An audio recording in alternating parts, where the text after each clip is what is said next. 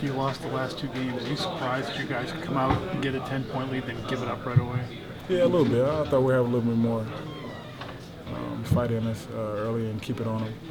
We let up, and they got back in again. They played very hard, and they compete at a high level. So we let up a little bit, and it came back behind us, and we kept ourselves in the hole for the majority of the game. The basic line is when there's balls on the floor, it's a loose ball.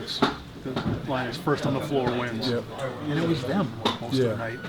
And I think one of the later timeouts, Brad said we got to be the first to the floor. He called that out because they got a couple more possessions on us late.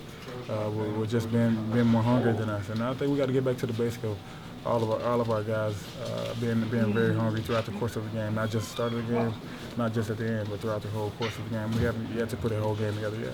Just how disappointing would it have been to have lost this game, and just how much of a boost is it that you came back and won? You guys know how much of a disappointment it has been. Very, very, very disappointing and to all of us, coaches and players. So we'll take it at the same time, but we got a lot of good and better to do. We got a lot of work to do, and I can't dwell on what would have happened, but we got the win, and we're going to move on and try to learn from it. So what kind of a boost is it coming back? And I know that when it seemed that you came back and won the game. It'll be a good boost going into Thanksgiving, eating with our families and rekindling, like stepping back from basketball for a day and being with loved ones and just coming back. Trying to get a win at our home on our home court against a good Washington. What did it feel like when your own crowd is hooting on you guys, booing you guys? Yeah, Boston fans pretty tough, but at the end of the day, we know they're behind us and they're going to rally and stay the course. But they knew we were slacking in the effort division a little bit tonight, and I think everybody in the arena saw that. They saw another team playing harder than us, and they want us to play hard. So we had to step it up and we got the win. Did you find something? No, I don't blame them at all. No, everybody in the gym. I don't blame them.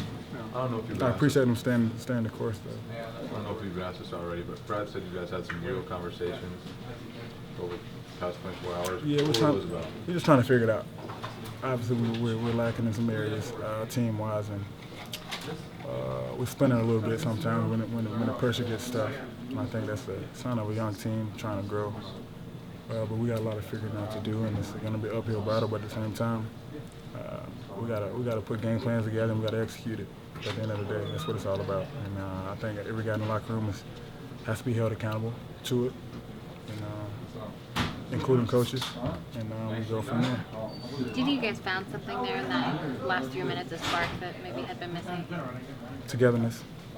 Like I said, we've splintered in past times when the going gets tough. And the going was definitely tough there, that last stretch of the fourth quarter. And we have to do it together, and that's what happened.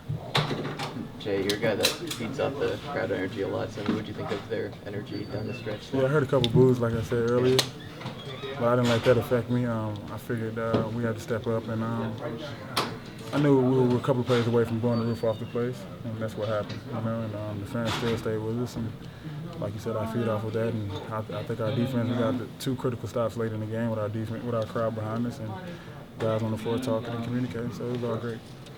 Jay, how did they blocked 14 shots? I mean, they were aggressive. Yeah. How did that affect you guys during the game? Yeah, it affected us a little bit. We got too deep in sometimes, and instead of at least touching the paint and then spraying it out, and then playing like that.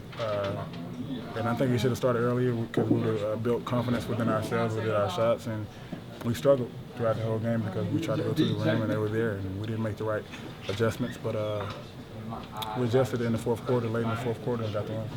Could you see something in their eyes in that last 30 seconds or something? They wanted to win. They wanted to win the ball game, and they were very confident. And I remember Isaiah saying, "Man, they're talking smack."